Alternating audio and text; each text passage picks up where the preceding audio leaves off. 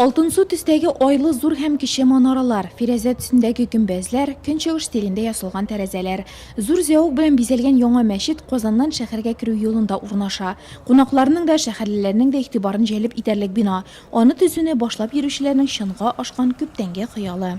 Мин бик шатмын инде, менә шулай нигә Аллаһ Тәгаләне зурлап, менә шушы халыкка, шушы мәчет килеп, нидә дугалар укып, менә намазларын укып, теләкләрен теләп, теләкләре кабул булсын. Менә шулай нигә кеше килеп һәр вакытта иркенләнеп, күңел алып ачып китсен, теге йөрәкләренә, эшләренә теге иман нурлары керсен, шундый рәхәтләнеп яшәсеннәр дип инде шушы халык өчен без мәчетне бүләк итәбез менә городка. Мәчет ишек алды халык белән тулы. Күпләре әлеге бинаны сафка бастыру өчен көч куючылар, төзелеш эшләрендә дә булышканнар, матди ярдәмдә күрсәткәннәр. Татарстан Республикасы Дәүләт Советы депутатлары, район предприятиеләре җитәкчеләре, әлеге микрорайонда яшәүчеләр чарада алар рәхмәт сүзләреннән тыш бүләкле дә булды. Мәчетебезнең урыны бик матур.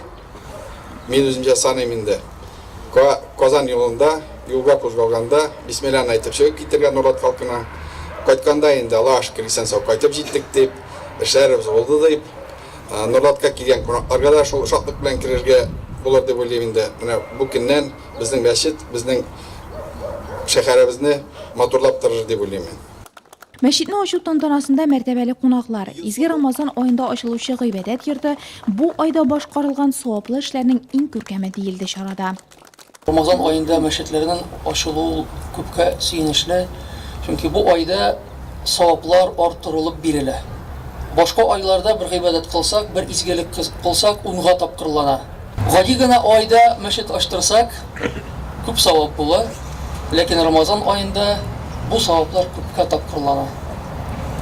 Кабат Пәйгамбәрбез саллаллаһу алейһи ва саллям гуфира лаху ма тaqaddama min dhanbi, кем иман белән бергә уразада булса, аның барча гөнаһлары гафу ителер.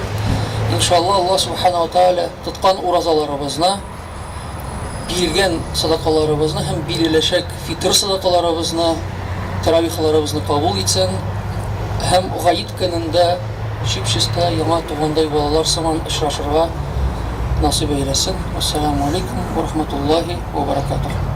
Рәсми тантанадан соң килүчеләрнең барысы да мәчет эшенә үтте. Зур чыгымнар һәм аннан да күбрәк тырышлык таләп иткән бина эше гыйбадәт кылулар уңайлыгын истә тотып ясалган. 2 катта да намаз уку өчен иркен заллар, тәһарәтханә бар.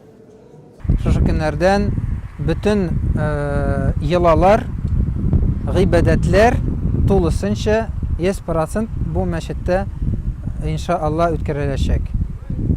Рамазан ае вакытында әлбәттә таравих намазы һәм гадәттәгечә 5 вакыт намаз һәм барча гыйбадәтләр вакыты килеп җиткәч ураза байрамы, вакыты килеп җиткәч Курбан байрамы, шушы мәхәллә өчен иншаалла бөтенесе үткәреләчәк.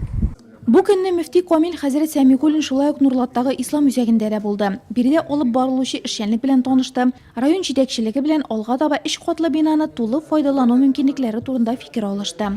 Аннан юл янә Кариев урамына. Кунаклар һәм мөселман кардәшләребез яңа мәчеттә авыз ачып, тәүге намазны укып, бина янында ук килгән ифтар мәҗлесенә рәхим итте.